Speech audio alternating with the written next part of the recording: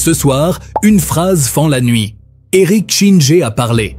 Il sort d'un tête-à-tête avec Issa Chiroma Bakary et pose une bombe sémantique.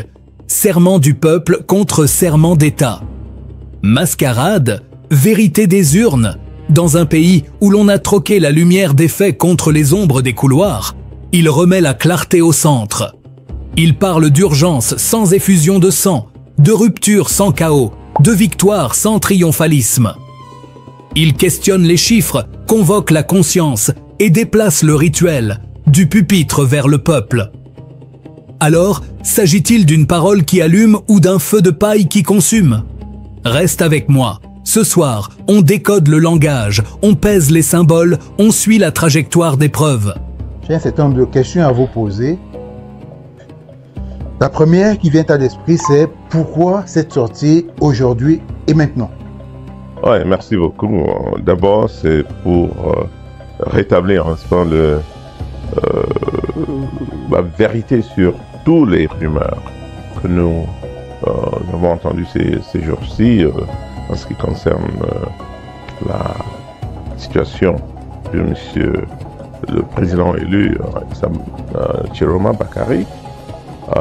Et puis, n'est-ce pas, avec tout ce qui se passe aujourd'hui, l'actualité maintenant, il faut que moi qui sors d'une rencontre avec le président élu, je tenais quand même à rassurer tout le monde qu'il est en très bonne santé, il est très motivé et j'étais impressionné, n'est-ce pas, par non seulement sa capacité de non seulement de suivre l'actualité, mais de comprendre ce qui se passe. Il sait qu'il y a une activité officielle aujourd'hui au Cameroun avec un soi-disant prestation de serment. Bien, on va revenir sur ça tout à l'heure, M. Éric Chingé. Donc, si j'ai bien compris, par rapport à toutes les rumeurs que nous avons sur la toile, ces derniers jours, effectivement, qui entend salir effectivement l'image du président élu Issa Chiroma Bakary, qui entend effectivement jeter le discrédit sur sa personne, sur son projet, vous attendez effectivement rétablir la vérité et informer l'opinion publique camerounaise et internationale. Oui, écoutez, il est important d'informer cette opinion internationale et nationale, n'est-ce pas, de cette vérité des urnes, hein, de l'élection de M. Issa Chiroma Bakary, du fait que lui, il va prêter serment le moment venu. Il est en train de se préparer pour. Très bien. Et le Cameroun doit, n'est-ce pas, il faut une rupture avec le passé. Il se prépare pour le faire comme il le faut. Et j'étais impressionné en le voyant, n'est-ce pas, à quel point il est conscient de tout ce qui se passe et de ce qu'il doit faire, c'est qu'il lui revient en tant que président élu, n'est-ce pas, de travailler pour le peuple camerounais. Ce qui le préoccupe en ce moment, c'est la paix dans ce pays. Il regrette, n'est-ce pas, le fait que le sang a coulé. Il regrette le fait que, au lieu que les urnes nous aident à déterminer qui va gouverner le pays, c'est plutôt certaines personnes qui veulent plutôt utiliser les armes pour s'imposer. Très bien, monsieur. Cela, il a beaucoup regretté. Très bien, monsieur Éric Chingé. Donc, l'objectif, si j'ai bien compris, premier, à vous entendre, c'est effectivement un devoir de vérité par rapport à la réalité du moment. Mais vous conviendrez quand même qu'on est tenté de penser, sachant que le président élu Issa Chiroma Bakary a fait une sortie à 48 heures, et que vous revenez aujourd'hui, nous sommes le 5, disons-nous bien que nous sommes le 5 novembre, on est tenté de penser que c'est plutôt pour gêner, voire impacter la prestation de serment du président Paul Biya, qui, je vous le rappelle, a été déclaré vainqueur par le Conseil constitutionnel à cette élection. Non, surtout pas. Je ne sais pas de quoi vous parlez. Monsieur, la vérité des urnes est claire. Et j'ai circulé depuis le 12 octobre circuler un peu en Occident et en Afrique et puis au pays. Et il y a une vérité qui est claire. M. Chiroma a été plébiscité par la majorité des Camerounais. En anglais, on parle de landslide, hein, comme il a gagné ces élections. Et c'est ça qui est important. Et je crois que tout ce qu'il fait, c'est d'abord se préparer d'un côté, mais aussi de rassurer les Camerounais de l'autre, qu'il a bien compris et il est prêt à prendre ses responsabilités. Donc pour vous, la prestation de serment de demain, c'est mascarade. Vous insinuez que ce serait donc une mascarade. Enfin, vous pouvez voir ça comme vous voulez, mais je crois que le peuple camerounais n'est pas dupe, le monde n'est pas dupe, la communauté internationale avec laquelle cette communauté, n'est-ce pas, j'ai, vous le savez bien, énormément de contacts avec, et tout le monde, il est clair, n'est-ce pas, dans les esprits que le Cameroun a un nouveau président, le 3e président de la République camerounaise, M. Issa Chiroma Bakari. Et en ce qui nous concerne, donc, c'est le monsieur qui doit prêter serment. Donc, nous ne fions pas à cette mascarade d'élection. Monsieur Chiroma le sait et il est en train de se préparer en conséquence. C'est ça le plus important. Il faut remettre le Cameroun sur les rails. Il le sait. Ça va prendre du travail, il ne peut pas le faire, n'est-ce pas, au hasard, il ne peut pas le faire, n'est-ce pas, de manière intempestive. Il doit absolument se préparer et préparer son équipe, revoir son programme et s'assurer que quand il va se mettre au travail, enfin quand il va prendre le pouvoir, quand il va prêter serment, il sera prêt pour démarrer. Je reviens sur le point, monsieur Éric Chindé. Donc, si je comprends bien, le président élu, Issa Chiroma Bakari, va à tout moment prêter serment à Yaoundé. Et la Constitution ne prévoit pas un délai pour prêter serment, il y a un délai prévu. Je ne crois pas, et il va le faire le moment venu. Il est en train de se préparer pour, et je ne crois pas que, sauf si je me trompe, mais je ne crois pas, je crois que cette question a été débattu par les avocats et les hommes politiques du pays. Donc ça ne pose aucun problème. Il va falloir absolument qu'il se prépare en conséquence et c'est ce qu'il est en train de faire.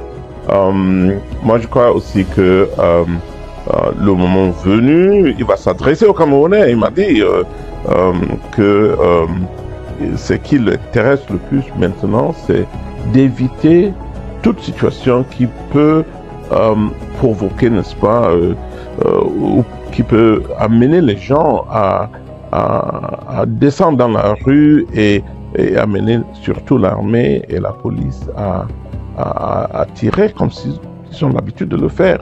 On se demande pourquoi. Là, on ne gagne pas les élections à travers avec des armes, on gagne les élections avec les urnes et ça a été fait au Cameroun et on espère, M. Chiroma surtout, et le monde, la communauté internationale, puisqu'on le dit ainsi, la communauté internationale attend ce que, n'est-ce pas, la loi soit respectée. Très bien, M. Richindier. Alors, nous savons que d'après les tests, ce n'est pas l'investiture qui crée la légitimité, mais c'est bien effectivement le peuple, par son vote, qui crée la légitimité. Donc, en l'occurrence, sur quels éléments vous vous fondez pour affirmer ce que c'est M. le Président Chiroma Bakari, le président élu, à la sortie des urnes? En réponse à votre question, je regarde chaque Camerounais qui me regarde, qui me voit en ce moment. Que pensez-vous? Que pensez-vous de la vérité de ces heures du 12 octobre? Je suis convaincu que la majorité, sans question, la majorité va voter pour M. Chiroma. Vous le savez, je le sais. La communauté internationale le sait. C'est pour ça que même beaucoup de chanceliers, beaucoup d'organisations internationales ne sont pas précipités pour féliciter la personne qui a été choisie par le Conseil constitutionnel. Ce n'était pas nécessaire. c'est une violation, n'est-ce pas, de la loi. Et donc, nous avons en toute légitimité, je ne sais pas si ça se dit comme ça, mais M. Issa Chiroma Bakary s'est comporté en toute légalité, en toute légitimité et en toute, comme je l'ai dit tantôt, il est préoccupé par le sort de ce pays en ce moment délicat dans l'histoire du pays, et c'est sa seule préoccupation. Que tout se passe dans le calme, sans effusion de sang, et que le moment venu, il prendra ses responsabilités, il travaillera avec tous les Camerounais.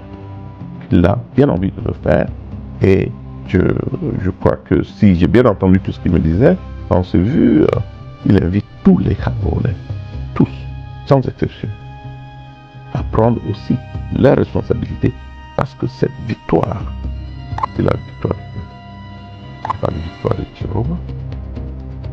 Et il faut que le peuple réclame leur victoire, enfin, réclamer leur victoire. Que le peuple, n'est-ce pas, ait la patience qui s'impose pour un moment aussi historique. Que le peuple ait cette patience de comprendre, de le laisser le temps de bien se préparer, et le moment venu, il va annoncer aussi son gouvernement, et puis se mettre au travail pour le peuple camerounais. Ah, monsieur Echinde, nous entendons bien, nous sommes bien d'accord, c'est le peuple qui a la souveraineté et la légitimité. Tout cela a été accordé au président élu, Issa Chiroma Bakary, si j'ai bien compris.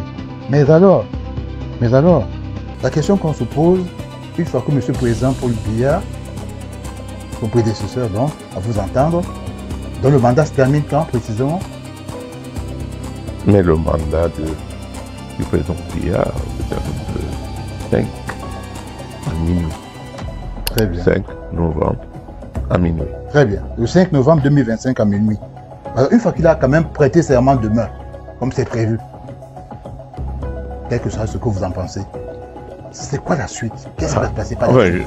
Écoutez, on a prêté serment à la suite d'une élection complètement, une élection, c'est quoi le mot, tronquée. Oui, absolument, merci monsieur. Une élection tronquée. Est-ce que d'après vous, par un conseil constitutionnel qui a démontré face au monde entier, Mondovision, qu'ils sont prêts à rentrer dans tout ce qui est illégal et illégitime, je crois que s'attendre à ce que quelqu'un qui sort de ce processus nous parle de prestation de serment légitime, je crois que c'est certainement pas le cas. Donc, enfin, nous ne considérons pas que ce n'est qu'une mascarade. Très bien, M. Echinde. Donc, si je comprends bien, parce que le Conseil constitutionnel camerounais est inféodé au président Paul Biya, parce qu'effectivement, il a déclaré vainqueur malgré le résultat des urnes, vous considérez que c'est un non-événement qui se produit demain, et que la seule vraie étape, la seule vraie étape serait effectivement donc la prochaine prestation de serment du président élu, Issa Chiroma Bakary. C'est ça la prochaine étape. Moi, je suis sérieux. Je suis un Camerounais qui adore ce pays. Vous aussi. Est-ce que vous croyez vraiment qu'après 43 ans, je n'ai rien contre M. Biya. Vous savez bien, il m'aimait beaucoup. Je le dis. Après, un monsieur qui a gouverné ce pays au bout de 4 décennies, il quitte le pouvoir avec la capitale de Cameroun dans l'état dans laquelle on se trouve aujourd'hui. croyez qu'il mérite encore 7 ans au pouvoir? À 93 ans, qu'est-ce qu'il aura comme nouvelles idées pour gouverner ce pays? Vous croyez que M. Biya est encore au contrôle? Dites-moi, vous croyez que M. Biya est au contrôle? Il gouverne encore le pays? S'il vous plaît. Nous savons tous, et je le dis avec insistance, moi j'aime ce pays. Si le régime en place faisait le nécessaire, j'allais être parmi les premiers à le mais très bien. Alors, ce régime, je connais, pour avoir été invité à en faire partie. Je le dis. Parce que les responsables de ce régime, Premier ministre, le ministre d'État, le savent. Je n'ai pas voulu en faire partie. Parce que je ne voyais pas la vision. Posez-vous la question, connaissez-vous la vision de M. Biya? Émergence en 2035, c'est ça une vision?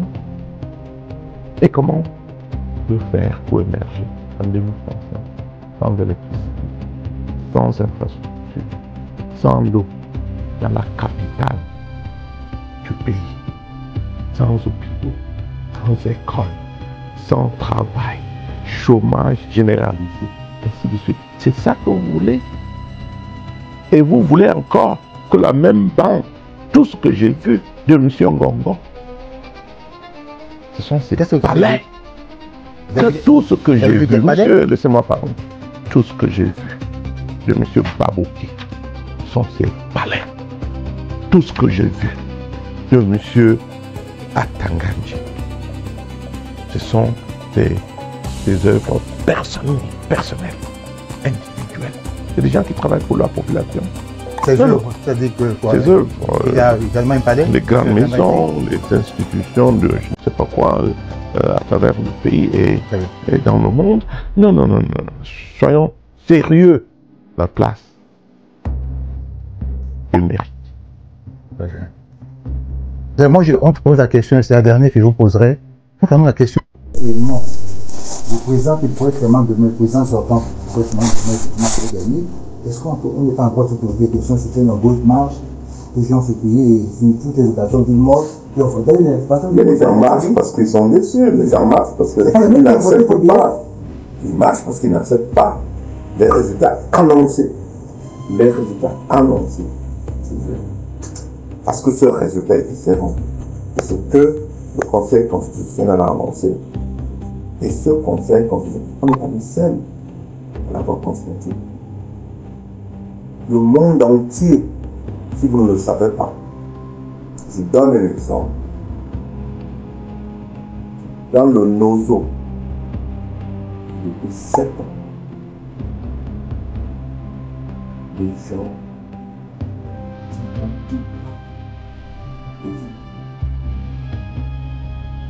l'armée camerounaise a été mise en action dans cette partie du pays. Il y a eu des gens, des déplacés de terre, des réfugiés qui sont partis au Nigeria, des milliers de réfugiés qui sont partis au Nigeria. Et on vient de dire que ceux-là ont voté à 80, 70, 80% à M. Biya. Et vous le croyez? Vous le croyez? Moi, je suis un anglophone. Et je sais que la majorité, je donne un exemple, à Batibo, on dit que 5000 personnes ont voté pour M. Biya. Il n'y a même pas, et je défie n'importe qui, je défie quiconque, de prouver qu'il y a eu 1000 personnes sorties pour voter à Batibo. Rappelez-vous. C'est là que vous affirmez, monsieur. Je le dis, je l'affirme. Il n'y a pas 1000 personnes qui sont sorties pour voter à Batibo.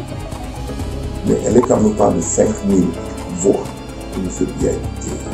Prenez les Camerounais quand même au sérieux. Il ne faut pas qu'on se moque. Alors c'est tout ça qui nous frustre aujourd'hui, mais on est prêt à se redonner, nous, de la diaspora, nous, à notre pays. Et on est prêt à se donner la main pour recommencer à partir de la nation pour nous mériter. Merci pour cette clarification. Si vous voulez bien, après donc cette cérémonie, ce que vous qualifiez de mascarade de demain, nous donnons de nouveaux rendez-vous pour voir effectivement, analyser ensemble la réaction du peuple camerounais face à ce qui va se passer demain. Absolument. C'est leur pouvoir. Ils doivent le réclamer. Laissons ceux qui s'amusent avec le pays et qui s'amusent avec les lois qui nous gouvernent. Laissons-les continuer à vouloir défendre un pouvoir qu'ils exercent pour eux-mêmes. Nous voulons un pouvoir qui travaille pour le peuple camerounais. Et M. Issa Chiroma Bakary me l'a dit avec insistance. Lui ne cherche plus rien que de travailler pour le peuple camerounais. Merci, M. Ginger. Je vous remercie. Merci d'être venu.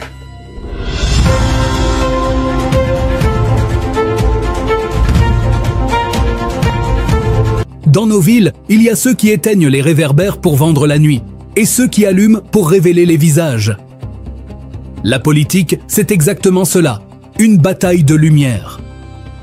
Les éteigneurs, ils changent les ampoules par des slogans, repeignent l'obscurité en stabilité, remplacent les chiffres par des chuchotements d'appareils.